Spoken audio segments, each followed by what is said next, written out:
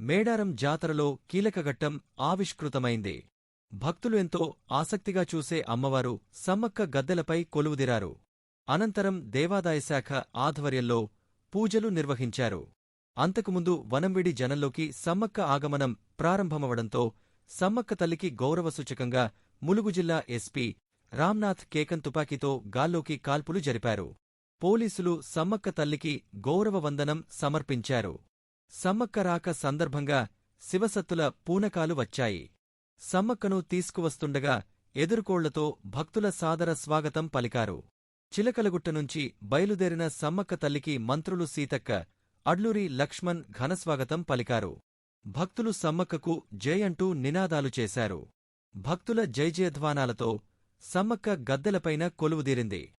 గద్దెలపై వనదేవతలు కొలువుదీరడంతో ప్రధాన ఘట్టం పూర్తి అయింది. వనదేవతల దర్శనానికి భక్తజనం లక్షలాదిగా తరలివచ్చారు.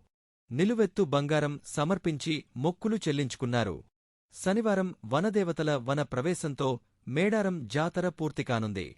బుధవారమే సారలమ్మ, పగడిద్దరాజు, గోవిందరాజు గద్దెలపై కొలువుదీరిన సంగతి తెలిసిందే.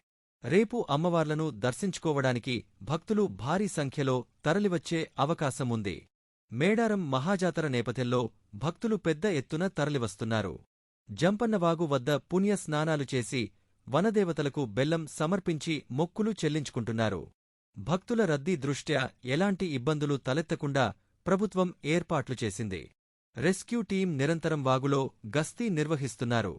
సాధారణంగా ఏర్పాటు చేసిన హుండీలతో పాటు డిజిటల్ విధానంలోనూ భక్తులు తమ కానుకలను సమర్పించుకుంటున్నారు. మరోవైపు మేడారంలో వనదేవతలను దర్శించుకోవడానికి ముందు గట్టమ్మగుట్ట ఆలయానికి భక్తులు వెళ్తారు. జాతరకు వెళ్లే భక్తులతో గట్టమ్మ ఆలయం అత్యంత రద్దీగా మారింది. భక్తజనంతో మేడారంలో విపరీతమైన రద్దీ నెలకొంది.